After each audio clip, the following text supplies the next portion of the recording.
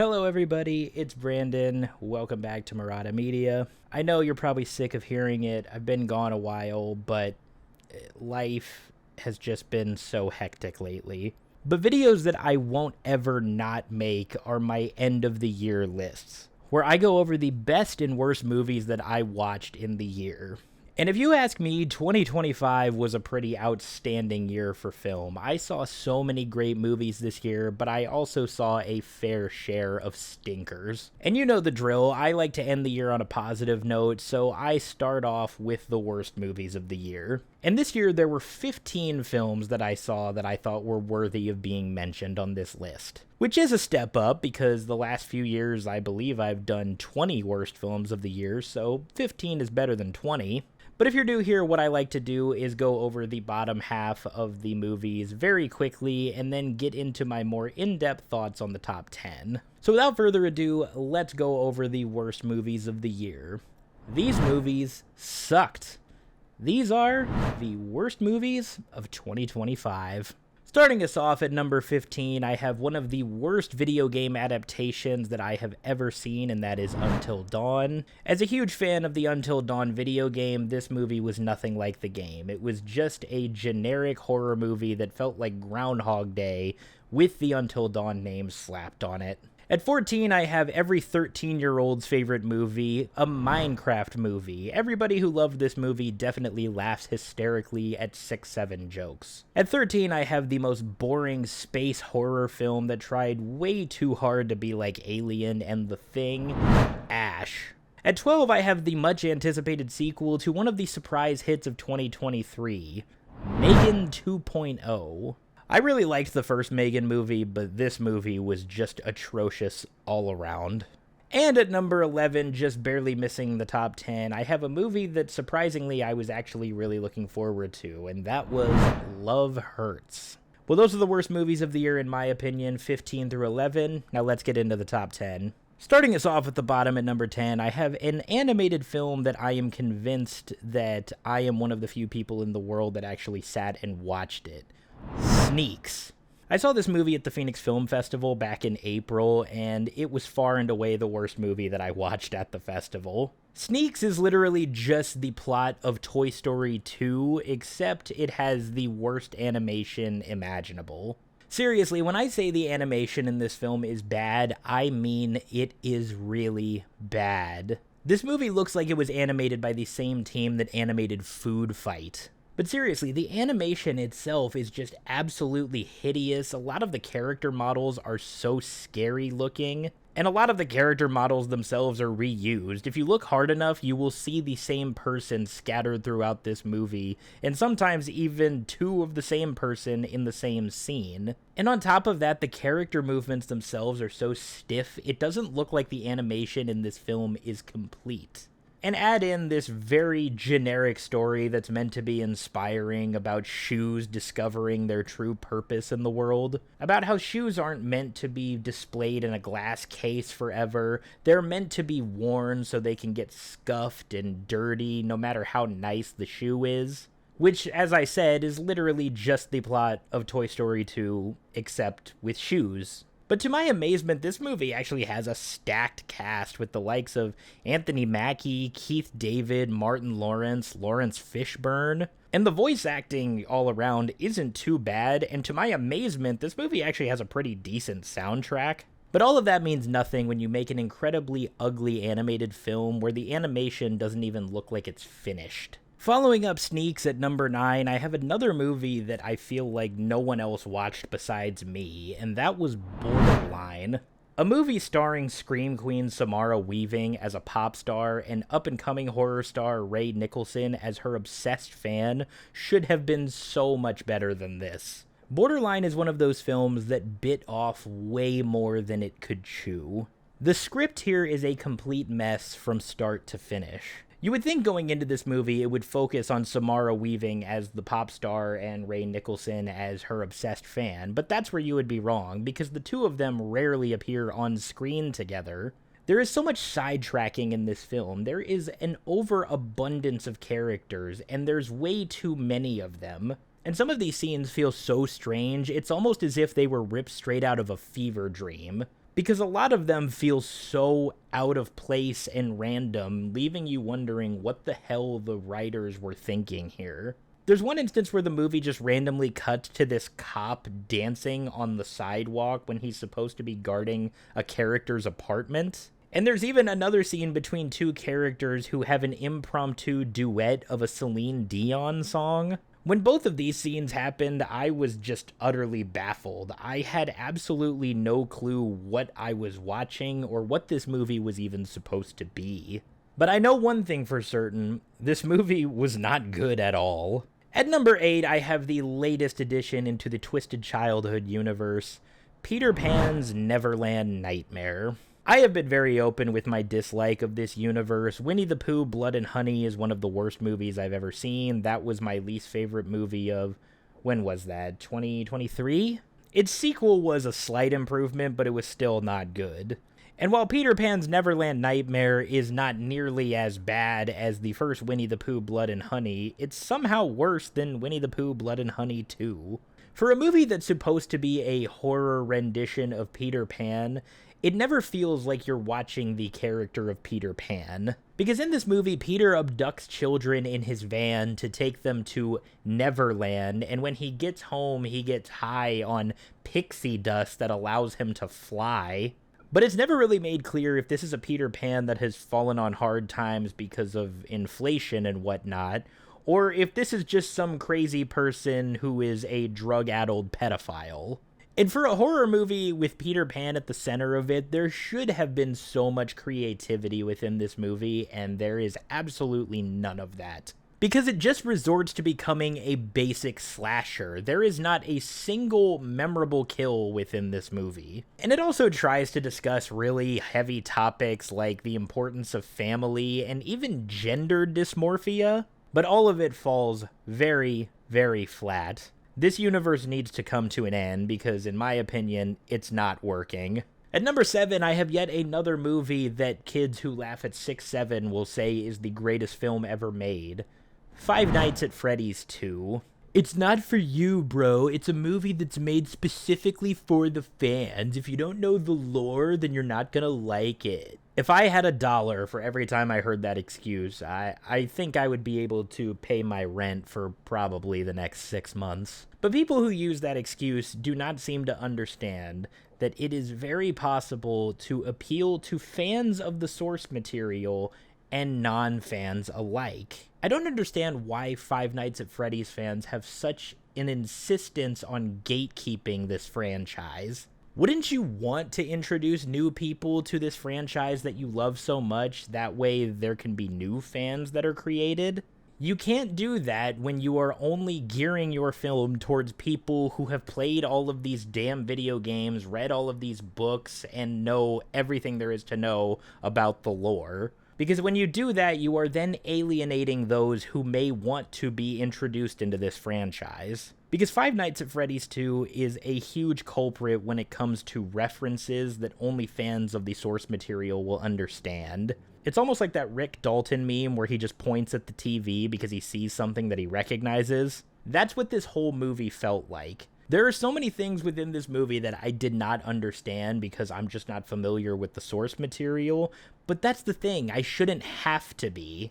I should be able to just go into a movie and enjoy it without having to do homework. But it also doesn't help that Five Nights at Freddy's 2 is just a horribly made movie all around. The script is terrible, the acting all around is very much phoned in, and the pacing is just horrendous. But to my amazement, Five Nights at Freddy's 2 actually has a pretty great score, and I will say that the practical animatronics look incredible. But if the best part of your film is the practicality of these animatronics, then that's how you know your film failed. At number 6, I have a film that I saw all the way at the beginning of the year, and I honestly almost forgot that I watched it. Flight Risk. You know you're in for something truly terrible when the very first shot of the movie is AI generated. Flight Risk was directed by Mel Gibson. His last movie that he directed was Hacksaw Ridge.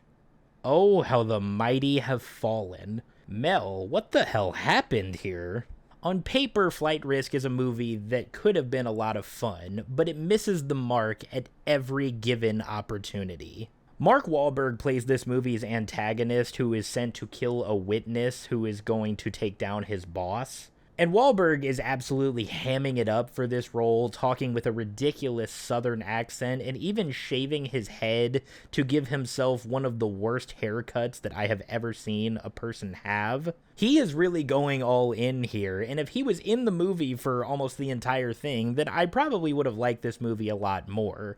Unfortunately, throughout a majority of it, he's handcuffed and unconscious in the back of a plane. Instead, for a majority of the runtime, we're treated to Topher Grace, who plays said witness that Mark Wahlberg was sent to kill. And Topher Grace is basically just playing an alternate version of Eric Foreman from That 70s Show in this movie.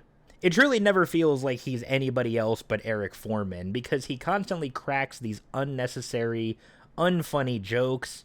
But now that I think about it, Eric Foreman was actually really funny and constantly cracked funny jokes. So in this movie, he's just an unfunny Eric Foreman, I guess. But this movie as a whole is unfunny because it contains some of the most misplaced and unnecessary humor that I've ever seen. This movie could have been a lot of fun, but due to the horrendous decision of having Mark Wahlberg take a back seat throughout a majority of it, and the movie's overall lack of intensity, it's a pretty difficult watch. Alright, here we are. We have now reached the top 5. And starting off the top 5 at number 5, I have the worst animated film of the year, and that was Netflix's Fixed. The best way I can describe Fixed is Sausage Party except with dogs. And in my opinion, that is not a good thing, because I believe that Sausage Party is one of the worst animated films ever made. The humor in that movie is so juvenile and way too raunchy for its own good. And don't get me wrong, I like dark, juvenile, raunchy sense of humor, but there's only so much that I can take. And that's exactly what Fix does as well. The humor here is exactly as the humor in Sausage Party is. And if you like Sausage Party, then you'll probably think this is the funniest movie ever made. Now, I don't know about you, but I personally don't find close-up images of animated dog buttholes and ball sacks very funny. I also don't find it very humorous when dogs poop and pee randomly or just random scenes of dogs having sex, because that is literally the butt of every single joke in Fixed. And I am not exaggerating when I say I did not laugh a single time throughout this film. This movie's humor is so juvenile, it feels like it is geared towards children. But that feels all wrong because the humor is also so raunchy that I have a hard time imagining a parent letting their child watch this film. It's too raunchy for kids, but it's too juvenile for adults, so I guess this movie was made for prepubescent teenagers. And despite its very short 86-minute runtime, Fixed is one of the most boring movies of the year. It really feels like a prolonged episode of a TV show. I'm not kidding. The plot of this movie could have been established and resolved in maybe 20 minutes. Someone should do that. Someone should take this movie, edit out all the unnecessary, stupid jokes and sex scenes, and see how long it is. Because I'm willing to bet that it'll probably be around 10 to 15 minutes long. And it would probably be so much better than this pile of shit that we got. At number 4, I have a movie that I feel like a lot of people probably haven't heard of, and if they haven't, I envy them. Odessa. Sadie Sink is one of the actors of Stranger Things that I think has done a remarkable job with the projects that she has chosen outside of Stranger Things, which is something that a lot of the cast members of that show can't say, but this is not one of those projects. What begins as a film that takes place in a post-apocalyptic future where a young woman sets out on a quest to retrieve her father's prized guitar quickly becomes a very generic love at first sight story. And the love is between the main character Odessa, played by Sadie Sink, and this other flamboyant character played by Kelvin Harrison Jr., both of whom, in my opinion, are fantastic actors. But the problem is that they were given a horrendous script to work with, and the two of them have absolutely no chemistry with one another. But one of the biggest problems with Odessa is that this movie has such a reliance on its music. And if your movie has a big reliance on music, as this this one does, you would hope that the music is good. And I will say that the music in Odessa is not bad. It's not the worst thing I've ever heard, but the problem is that none of the music is memorable. It's been about 9 months since I watched this movie, so I'm not going to remember how any of the songs sound. But the problem is that I forgot how the songs sounded as soon as the movie ended. There are so many movies that came out this year that had a reliance on music, where the music was fantastic, like Sinners and K-pop Demon Hunters. And Odessa does not have any memorable song like those movies did. On top of that, this movie's villain is lame as hell, the world building is not explored at all. You really don't have any sense of what happened in this world or how it works or anything about it really. And you aren't given any reason to care about anyone or anything. I've often said that being a forgettable movie is worse than being a bad movie. Odessa is both of those. This movie is bad and it is very forgettable. At number 3, I have the sequel to what I said was one of the worst movies of 2024. The Strangers Chapter 2. Fool me once, shame on you. Fool me twice, you know how the saying goes. As I said, I absolutely hated The Strangers Chapter 1 from last year, so I knew that The Strangers Chapter 2 was going to be bad, but I did not expect it to be just as bad, if not worse. I was at least hoping this movie would be slightly better, and boy oh boy, it was not. The Strangers Chapter 2 is literally just a 90-minute chase scene, where we follow our protagonist Maya running away from the strangers, hiding, and running away again, and hiding, and running away, and rinse and repeat. But the biggest problem with The Strangers Chapter 2 is that I feel like this movie's script does not understand what made the strangers scary to begin with. The original Strangers film from 2008 was scary because the strangers just were who they were. You didn't know anything about them. They were just these psychotic people that attacked other people because they could. They didn't need a reason. They didn't need any kind of motivation. They just did it. And that itself is absolutely terrifying. But what The Strangers Chapter 2 decides to do is give the strangers a backstory so the audience can understand why they do what they do. And what makes it even more ironic is that this movie begins with a statistic showing the amount of people in the last few years who were attacked at random, and it even has an emphasis on the word random. But then this movie proceeds to provide a backstory for those people responsible for those random attacks, but you slowly learn that they're not really that random. This movie provides a backstory for all of it. It even tries to provide a backstory for who Tamra is. You know, when the strangers knock on someone's door and they say, "Is Tamra here?" Here's a newsflash for you people. We don't give a fuck who Tamra is. We don't need to know who Tamra is. Of course, it doesn't help that the strangers themselves feel like they are an afterthought in this movie because they're barely in it. Instead, we follow the protagonist Maya running away, taking shelter in the woods, starting fires, finding food, and having an absolutely baffling run-in with an animal in what is easily one of the dumbest scenes that I have seen in a movie in my entire life. I really don't even know if I want to watch The Strangers Chapter 3 anymore because I just don't think it's going to be worth it. So let me know if you guys want me to watch that movie and rip it to shreds, because if you do, I probably will go see it just for you because that's what I'm here for. Consider it community service. In the runner-up spot, I have the Amazon original film that took the world by storm a few years ago because of just how bad it was. War of the Worlds. At one point, this film's tagline was, "It's worse than you think." I don't know if I've ever seen a more fitting tagline in my life. This version of War of the Worlds is so utterly terrible that H.G. Wells is rolling over in his grave right now. This movie feels like nothing more than one giant advertisement for so many different products. Products like Steam, Tesla, Microsoft Teams, and especially Amazon. Which is so ironic because this movie feels like it's trying to be critical of the government and corporate America, but at the same time, it kind of endorses them. Because at the end of this movie, spoiler warning, but believe me, you don't need to watch this movie, the world is saved by Amazon Prime. I wish I was kidding. I found out after the fact that this movie was actually made during the pandemic, and that makes so much sense. But if your movie sits on a shelf for 5 years, that really tells you everything that you need to know. I really want to see the check that Jeff Bezos wrote Ice Cube for this movie, because he is so awful in this. But if he got that Daddy Bezos check, then I guess it doesn't really matter, does it? I really wish that Amazon took a page out of Warner Brothers' playbook and shelved this movie forever as a tax write-off, because if they did, then I think they would have been doing themselves and the world a favor.